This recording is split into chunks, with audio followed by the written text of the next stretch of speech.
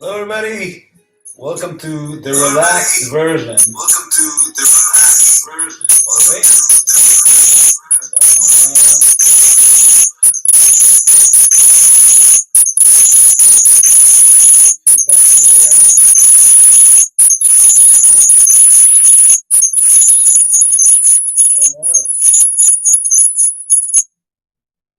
There we go. Welcome to the relaxed version of Stompbox, the book, where I'll be showing you Stompbox, and I'll have a beer. This is the second one that I'm doing today, and the first one was really intense and serious, as you can see. And so now it's time to relax and answer questions. And have a beer, because after all, it's a Sunday, right? All right. So I don't know how many people are here, but I'm going to stay relaxed like that. All right. Welcome to my, well, it's not, no product placement, so take this away. Cheers. Basically, I'll wait until somebody has questions, and I'll just answer them. So please hit me up. Somebody asked me, how long did it take to piece it together? Well, it took me 4 years. It took us 4 years to do that. Sorry, let me turn down the music. It's supposed to be relaxing music with George Benson. I don't know if anyone was here before, but in the previous session, we had Van Halen as a background. Since then, I changed my shirt, changed my drink, and all right, well, it's time to, I guess, talk a little bit. So, yeah, wait, hold on.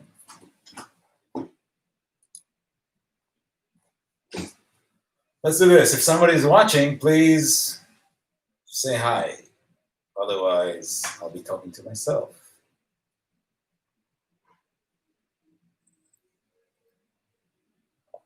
Oh, I see few people coming in.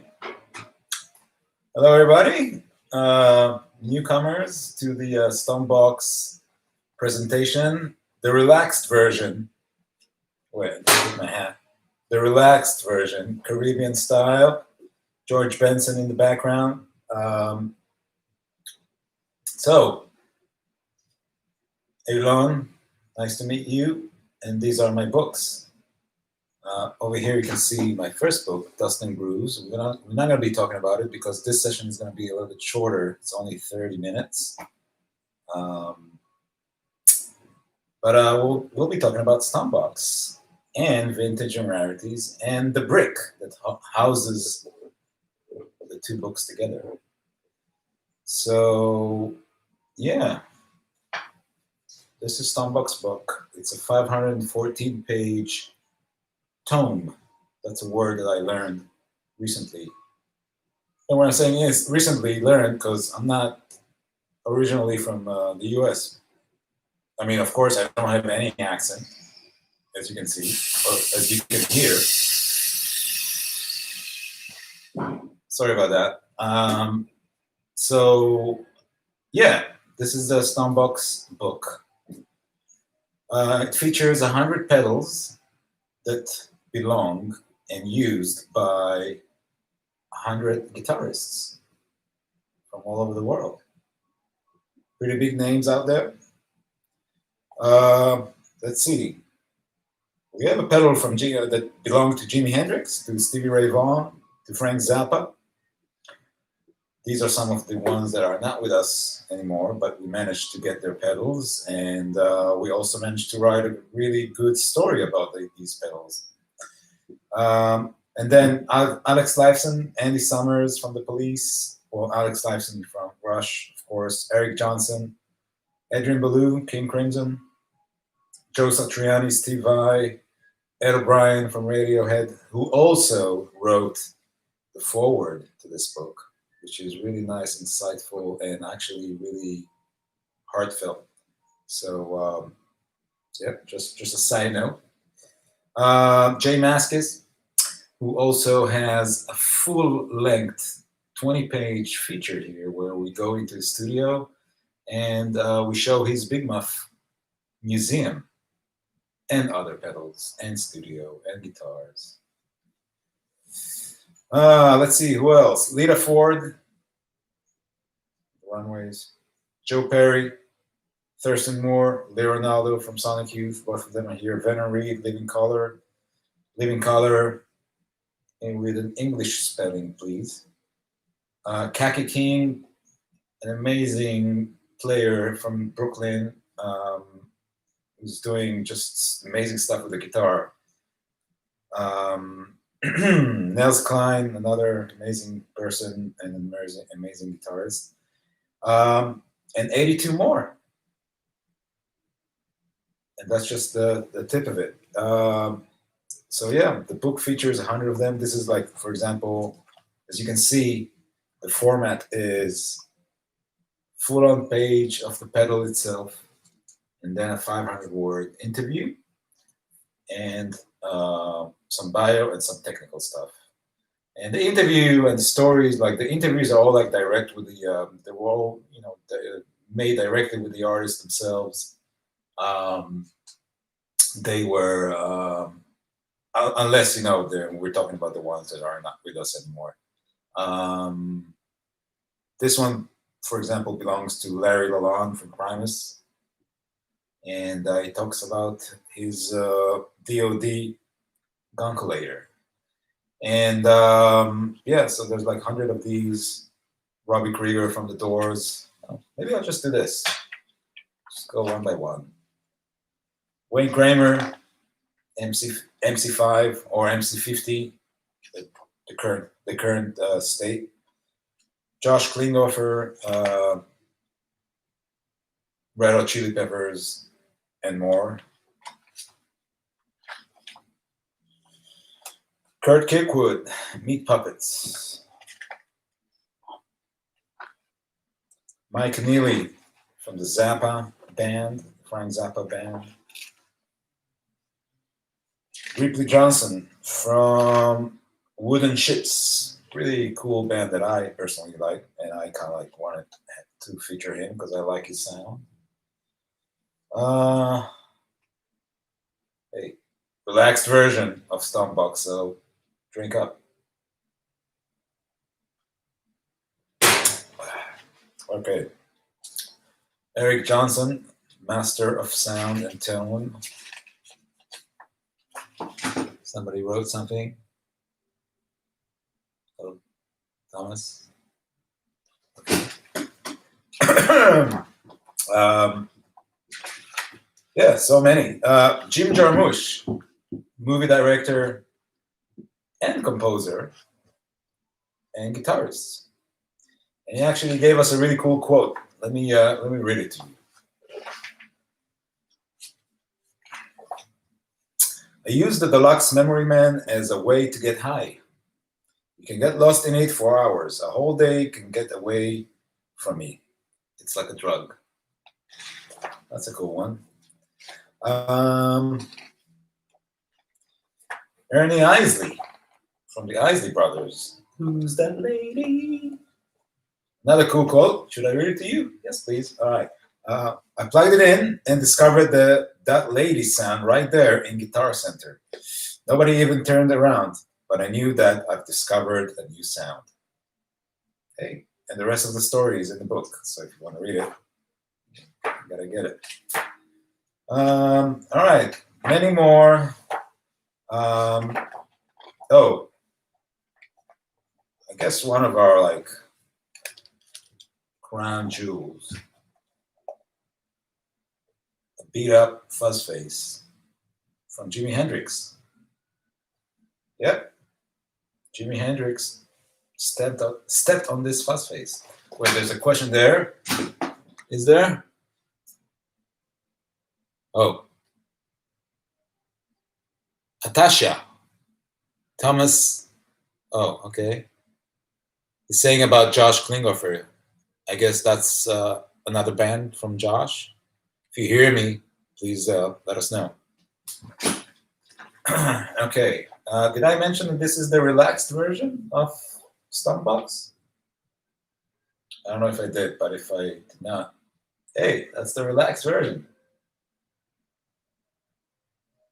All right. What else? Yeah. So 100 pedals from 100 guitarists here. Anybody who's joining, this is the relaxed version. You know that. Yes, it was with John Frusciante. Oh, okay. I don't know. I'm going to have to check it out. Maybe put a link over there. That would be nice. Okay. So beyond the 100 pedals from the 100 guitarists, we have 5 features, 5 full-length features, where we talk about different aspects of Stompboxes. First one is called Fuzzed, Phased, and Freaked Out: A Heavy History of the Guitar Pedals, written by Dave Hunter, and it's a cool feature with a lot of photos, starting actually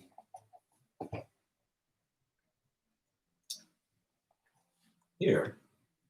This is the first example of amplified guitar, which is a resonator guitar.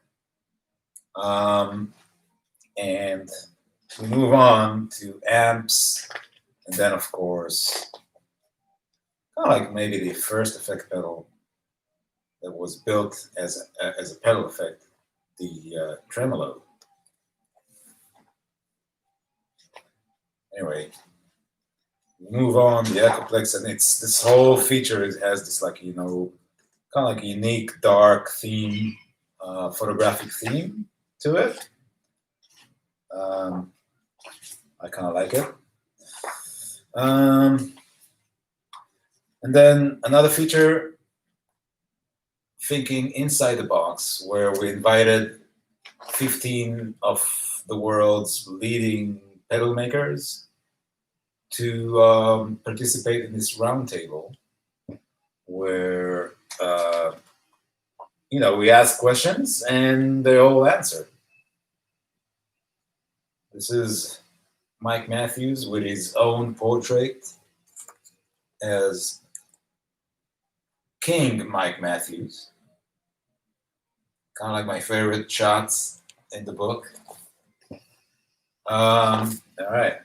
Ant Macari from Macari's Soul Sound in the UK. Oliver Ackerman, Death by Audio, Place to Bury Strangers. So they all participate in this. James Stillman from Earthquaker Devices. Really cool stuff here. Interesting inside look at the world of pedal making. All right, moving on. Next feature, fuzzy drums, hairy horns, and silky keys. Why it's okay to love guitar pedals for everything but guitar. Featured by James Rotondi, where we talk about every different uses of guitar pedals, but guitar. So we have an interview with Matt Chamberlain, drummer from Seattle. Yep, Seattle? No, LA. Sorry. Lisa Molinaro. I think she plays the viola or the violin. I gotta check it with her, but yeah, she plays with Modest Mouse, and that's her pedal board here, right there. Pretty interesting. Skerritt, saxophone player, and Money Mark, keyboard player, producer, Beastie Boys, and more. Jean-Michel Jarre talks about his small stone, and the way he used it for his albums. Justin Noldell Johnson, producer, and how he uses pedals as, for his production. As you can see, he has quite a few. Yeah, what else? Oh, the next feature in the book, written by Josh Scott from JHS Pedals. It's called Seeing Sound, the Art and Design of the Stompbox, where he goes kind of like in a chronological order and tells the history of the art and the design of the Stompbox. And it's a really interesting, really interesting. I mean, for me as a visual artist, this is kind of like, maybe, I wouldn't say the most interesting, the most important or interesting one, but it definitely hits the spot when it comes to what I do. Exploring the different fonts, the different design, different approaches in design.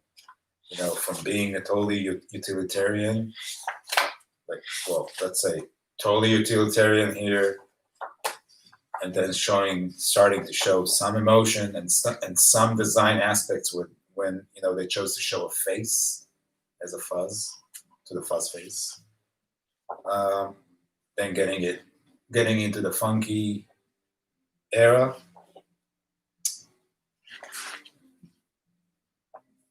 Serializing the design and making uniform designs. Well, you're gonna have to read it all to understand. Then of course the boss, and then handmade and DIY designs, and eventually where we're at today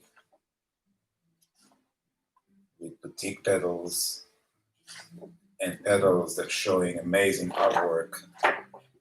Well, there's some more stuff over here, sorry. Skip, and then, all the artwork. So we kind of like, we go through the evolution of the whole thing. And it's pretty remarkable. All right. Last feature on the book. Another favorite of mine. Well, we asked Lee Ronaldo, whose pedal is featured in the cover of the book, to come with us and visit Jay Maskis at his studio in Massachusetts and talk about his pedals and his, love affair with pedals, and specifically the Big Muff. And pretty cool, conversation between these two guys, two friends. They go way back. Talking about these like different variations of the Big Muff, the different copies, clones, alternate brands. Some guitars here. And that's Stompbox. Yeah. All right, so a few more words. Before that, let's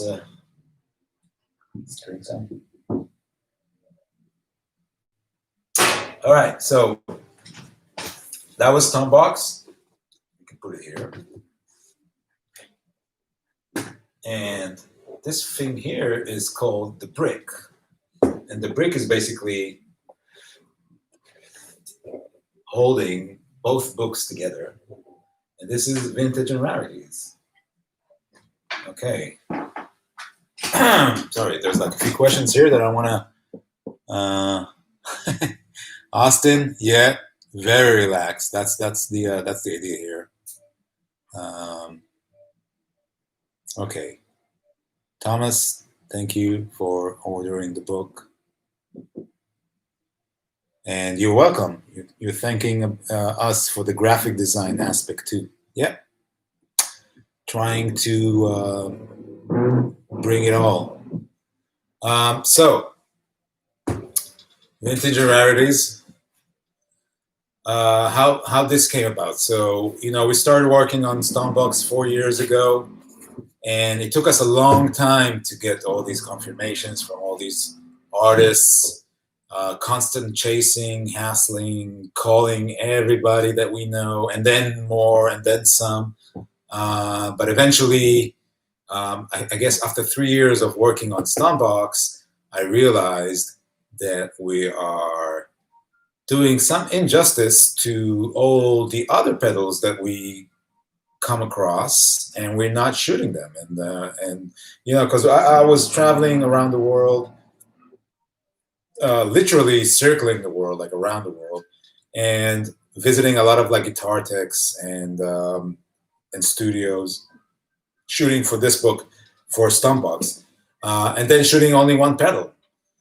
At a certain point, I was like, oh man, this is like, there's like so many pedals here. Some of them like super cool, super rare, and I'm not shooting them because they're not like the subject matter of Stompbox. So at a certain point, I spoke to Dan, the editor of Stompbox, and we decided that we should be including these pedals in a feature inside Stompbox. But then after a while, we realized also, hey, there's so many here, and there's like a good potential to create like an entire book title for Stompbox, to feature all these pedals, and that's what we did. We created Vintage and Rarities, 333 cool, crazy, and hard to find guitar pedals. Sorry, I'm reading backwards. And it features really cool artwork by my favorite collage artist, Morgan Jesse Lappin from the Brooklyn Collage Collective. And I guess if Stompbox has the star power and the appeal to, to generate like a more massive, or I guess mass appeal to a broad audience, this book here is definitely for the hardcore pedal collectors and just pedal users, sound engineers, people who are into music in general, and making and recording music. And it's basically almost like a visual encyclopedia of rare pedals from different eras. And it's pretty crazy what stuff that we managed to reveal here. It's based on interviews with 25 collectors. So the 25 collectors are also featured here, and each one of them have a double spread in the book. This is Oliver Ackerman from Death by Audio with his feature here and his pedals. I mean, of course, some of them are the Death by Audio, but not just that. We managed to get like so many weird things here. And I guess also another amazing fact is that we, while working on this book, we sent all these photos and text, of course, to two experts in the field. That were like, proofing our writing and fact checking. And we were really happy to realize that some pedals here were a complete mystery. Even the hardest hardcore expert didn't know what they are. And I won't tell you which one are they, but they're here. I think maybe this one was one of them as well. 25 collectors, Josh Scott among them. I'm sure a lot of people know who Josh is from JHS Pedals. Ant Macari from Soul Sound. Yeah, take a look at this guy, the Midley. Who knows what it is? All right, I'm gonna go back to my relaxed form. Here we go. Somebody's writing here. Let's see. Whose pedal did you want to capture that you couldn't get access to? Oh, that's a good question. Really great comprehensive collection. Bravo. Thank you for that question. I don't know if you're still around, if you're still with us here, but I'll answer it anyways. Yeah, for Stompbox, we did, there were quite a few guitar heroes of mine that did not want to participate in the book. I think the first no that I got was from Eddie Van Halen, actually, that I paid tribute before. And yeah, Eddie, we sent an email to him, I think after a year working on Stompbox, and after we managed to accumulate quite a few good, confirmations. Got an email back from his wife, who's his publicist, and she politely declined. She said that Eddie is not able to participate in this project. I don't know if it was due to his illness back then, or it was just lack of interest. But that happened with a few more, artists like Slash, for example, never really reply to us. Tony Iommi. I think the one that really affected me, had an impact on me, was Brian May, because I was, and I am like a huge Queen fan, and I used to have all their album on vinyl. And I think he is, for me, he is in the top 5 guitarists in the world. Just the way his technique, his sound, his, everything in it.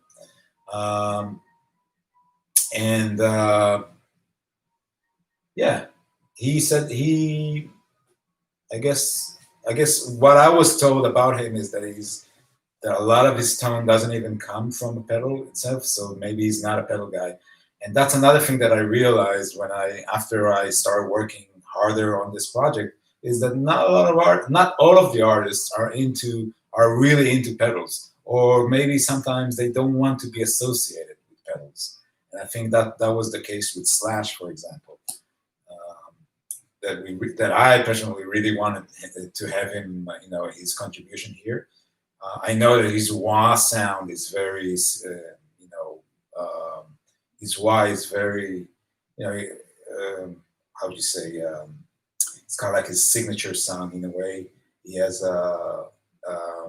but yeah, we managed to get to him from different connections that we had, but eventually it didn't happen, and that's okay. And I think we managed to get a lot of good names and a lot of great guitarists here in the book, in Stompbox. We had the honor to have Ed O'Brien from Radiohead to write the foreword to this book, and a little bit about the writing in the book. So, I'm not a writer. I didn't write any of these interviews. I'm not an expert either. But these books were, it was, I had 2 editors that wrote and assigned these interviews to, I could easily say, the industry's leading music writers. So yeah, all the interviews here are made by top of the line writers.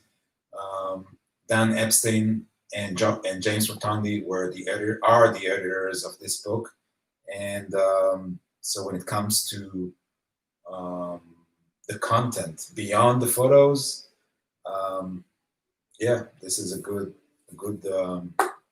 reliable source here. Let's see who's writing here. Yeah, I feel your pain with Eddie Van Halen. Thank you. Yeah. Given he was not well for some time, I think that's why it's been hard to connect. Yeah, probably. All right. Well, as I said, this is a relaxed version of Stompbox, and as a relaxed one, it's also a shorter one. Does anyone have any questions before we log out? And did I mention that there is a coupon that's going to be valid for the entire day on the Stompbox Effectopia website page?